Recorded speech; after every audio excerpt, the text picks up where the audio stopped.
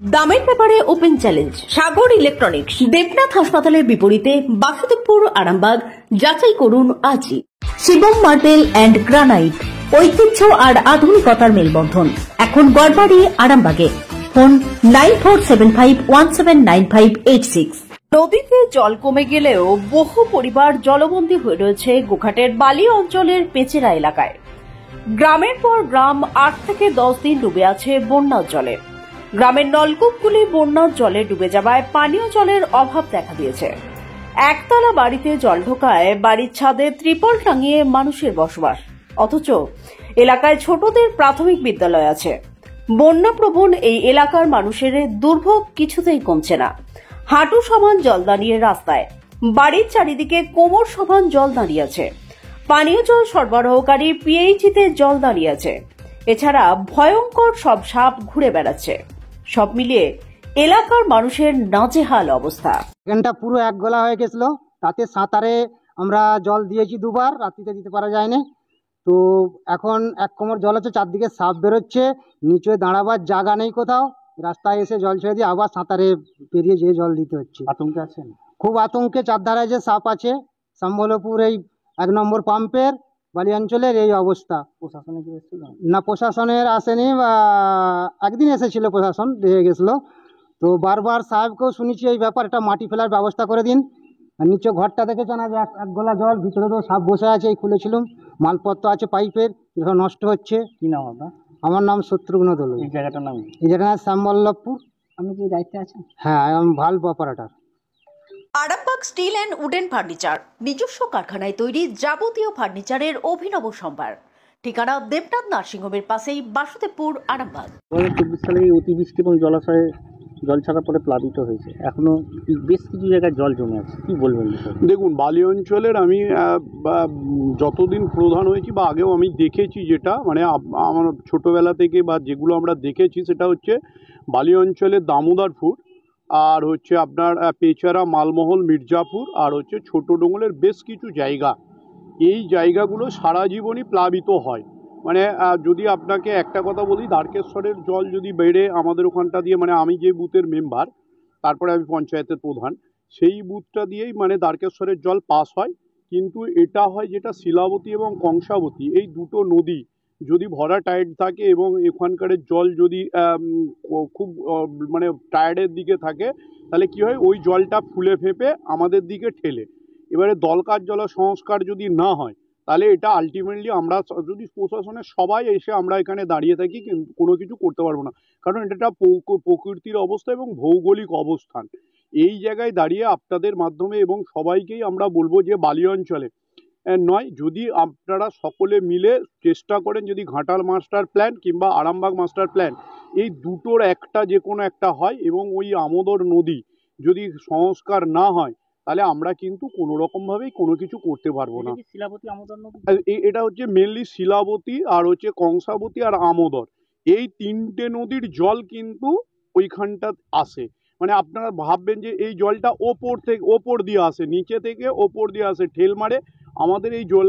এই যে দলকার জলার জল, বেশ খানিকটা জল আমাদের ওই দ্বারকেশ্বরের ঠিক রূপনারায়ণের আগে বেশ কিছুটা অংশই জলটা নিকাশি হয়। সেই নিকাশি খালের অবস্থা তো খুব খারাপ।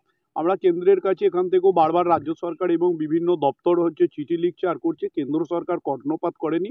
আমরা যারা কেন্দ্র সরকারে আছেন বা যারা আমাদের সাংসদ আছেন আর আছে, তারাও লড়াই করছে। এবং দেখুন, টান বলতে ওখানে আমরা যেগুলো আপনারা নিজেরাও দেখেছেন, ওখানে মাটির ঘর খুব কম, 6-7টা লোকের মাটির ঘর আছে। আমরা তাদেরকে অলরেডি, আমাকে পঞ্চায়েতের মাধ্যমে যা ত্রিপল এসেছিলো আমরা ওখানে দিয়ে দিয়েছি, এবং আমি নিজেও প্রতিদিন গেছি বিদ্যালয়গুলোকে। আপনি যেদিন আমি ফার্স্ট বন্যা বাড়ে আমি সেখানে গিয়ে বিদ্যালয়ের দিকে বলেছি যে আজকে স্কুল বন্ধ রাখুন, তবুও বলেছিলাম যে মিড ডে মিলটা করে বন্ধ রাখবেন। তারপর দিনে ওদের জল মরতে বিদ্যালয় পরিষ্কার করেছে, আমি গেছি। ওখানকার মানুষের জল কষ্ট, খাবার ফাবার সেগুলো নয়, যেমন করে টান আসে আমাদের, আমরা সেগুলো দিয়ে দিই। আমরা এফেক্টেড এরিয়াগুলোতে আমাদের মেম্বারদের সাথে সেরকমই কথাবার্তা হয়েছে যে এফেক্টেড এরিয়ার জন্য টান সমবন্টন আমার হয় বুথ এলাকায় দিয়ে দিতে হবে, এরকম কোনো কিছু মানা যাবে না। আমাদের মুখ্যমন্ত্রী যেটা চাইছে যে যারা এফেক্টেড তাদের এলাকাতেই আপনারা টান দিন, এবারে যেমন আসবে আপনাদেরকেও আমরা জানিয়ে দেবো, যদি বড় কোনো টান ফাইট পাই আপনাদেরকে আমন্ত্রণ জানাবো। আস্থা মাল্টি স্পেশালিটি হসপিটাল, আন্তর্জাতিক মানের সমস্ত রকম পরিষেবা। আস্থা multi speciality hospital, Nabapalli, Arambagh. ছিলেন আমি ভুবন রায় থেকে ভুবন রায়ের আমলে অনেক চিঠি চাপাটি করা হয়েছে। তারপরে আমাদের মৃত্যুন্দা অনেক চিঠি চাপাটি করেছে। কিছুদিন আগে আমাদের এখানে যখন দুয়ারে সরকার হয়, হচ্ছে মৎস্য যে ডিপার্টমেন্ট, তার প্রিন্সিপাল সেক্রেটারি এসেছিলেন, একজন ভদ্র মহিলা এসেছিলেন, নামটা আমার এই মুহূর্তে মনে নেই।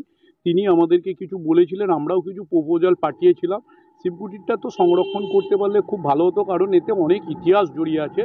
যে ইতিহাস আমরা আমাদের উত্তরসূরিদের বলতে ভুলে যাচ্ছি, সেই ইতিহাস কিন্তু এখান থেকে তৈরি হতে পারে। আমার নাম রঘুনাথ সাঁতরা, প্রধান বালিগ্রাম পঞ্চায়েত। হ্যাঁ, কিছু কিছু জায়গায় একদম ঠিকই বলেছেন। কিছু কিছু জায়গায় দেখবেন, এখন আমি দেখছি যে ওইখানে একটা, সেদিন আমি এসেছিলাম, আমি এসে দেখলাম যে কিছু কিছু জায়গায় নিজেদের নামে পাট্টা হয়ে গেছে, আর হয়ে গেছে। এগুলো কিভাবে হচ্ছে আমি নিজেও জানি না, কারণ আমরা এই খুব অল্প দিনে আপনাদের মতো যদি আমরা কোনো দিন এই অভিযোগ পাই, আমরা তো সেই লোকগুলোকে ডাকবো, ডেকে তার ব্যবস্থা নেওয়ার চেষ্টা করবো। দেখা যাচ্ছে শিবকুটির ভিতরে হচ্ছে প্রচুর গাছপালা, এগুলো কি কোনোদিনও সংস্কার করা হবে? আমি তো দেখুন, একটা কথা বলে দিই, শিবকুটিরটা কিন্তু আমার রাজ্য সরকারের কোনো ডিপার্টমেন্টের নয়। এটা হচ্ছে তৎকালীন জমিদারদের একটা অংশ। এবারে সেই জমিদারের অংশটা যদি আমার 1 নম্বর খতিয়ানে থাকে, আমি তবে সরকারকে বলতে পারি, তবে কাজ করতে পারি। আমি তো কারো পরের এলাকায় কাজ করতে পারি না।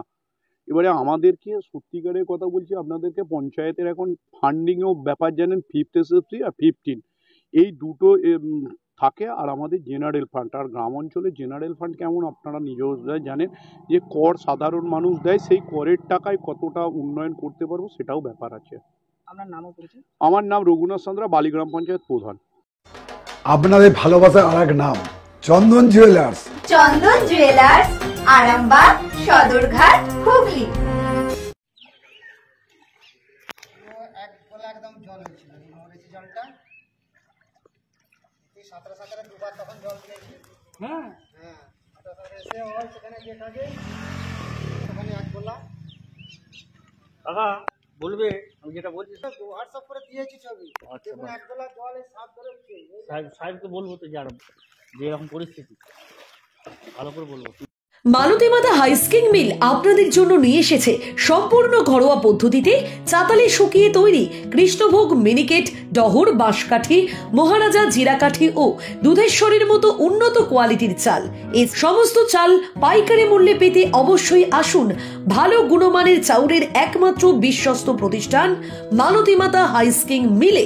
প্রোপাইটার পবন নন্দী ও জীবন নন্দী। ঠিকানা সুপারা, চাদুর, আরামবাগ, হুগলি।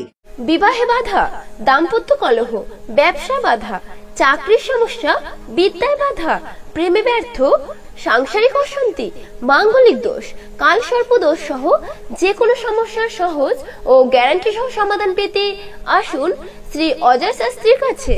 প্রতি ইংরেজি মাসের প্রথম ও তৃতীয় শনিবার লাইট হাউস, আরামবাগ। প্রতি রবিবার রবীন্দ্রপল্লী আনন্দমার্গ স্কুলের সন্নিকট, আরামবাগ। প্রতি ইংরেজি মাসের প্রথম ও তৃতীয় বৃহস্পতিবার অভিষেক লজ, কতুলপুর।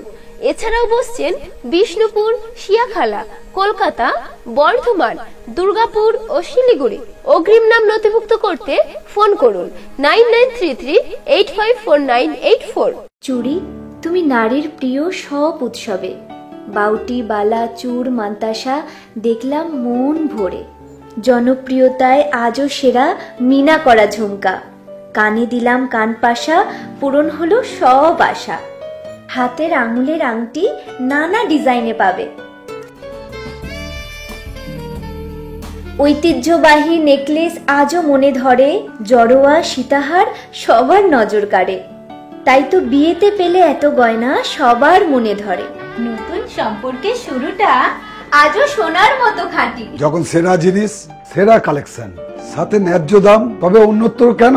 অর্ধশত বছরের বিশ্বাস, আপনাদের ভালোবাসার আর এক নাম চন্দন জুয়েলার্স, আরামবাগ, সদরঘাট, হুগলি।